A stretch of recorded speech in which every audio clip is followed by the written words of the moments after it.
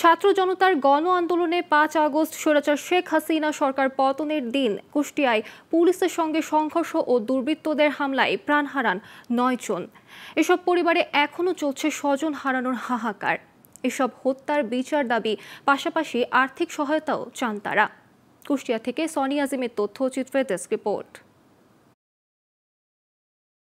শহরের চর আমলাপাড়া এলাকার বাসিন্দা সবুজ হোসেন কয়েক বছর আগে বাবা মারা যাবার পর সংসারের হাল ধরেন তিনি। তার আয়ে চলত ৬ সদস্যের পরিবারটি। কিন্তু ৫ আগস্ট স্বৈরাচার শেখ হাসিনা সরকার পতনের দিন ছাত্র জনতা আন্দোলনে দুর্বৃত্তদের হামলায় প্রাণ হারান তিনি। সবুজের পরিবারে এখনো চলছে শোকের মাতম।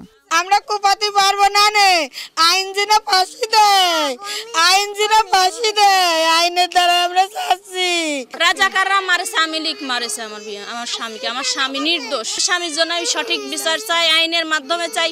এদিকে সেদিন বিকেলে পুলিশের সঙ্গে সংঘর্ষে গুলিতে নিহত হন ২ শিক্ষার্থী সহ আরও ৮ জন। তাদের পরিবারেও চলছে শোক। হত্যাকারীদের বিচারের পাশাপাশি আর্থিক সহায়তার দাবি তাদের।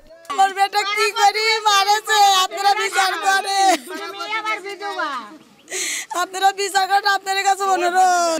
আমাদের দেখাশোনার কেউ নেই, আমার মার জন্য কোনো ব্যবস্থা হয়, আমার মা যেন সচলভাবে চলতে পারে, আমার মা যেন কিছু করে খেতে পারে, সেই ব্যবস্থা করবেন। সাহেবের দারোগা ডাকছে, আরও ভিতরে গেছে, যাওয়ার পরে ওর হচ্ছে আগে হাত ভাঙেছে মুচড়ায়, তারপরে হচ্ছে গুলি করেছে। এই ছেলেটা ছিল এখানে একটা নাইট গার্ডে চাকরি করতো, আর একটু বিএনপি মনা ছিল।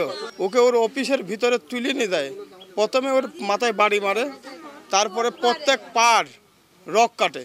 এসব হত্যাকাণ্ডের ঘটনা সুষ্ঠু তদন্তের মাধ্যমে দোষীদের দৃষ্টান্তমূলক শাস্তির দাবি কুষ্টিয়াবাসীর। Global television news desk.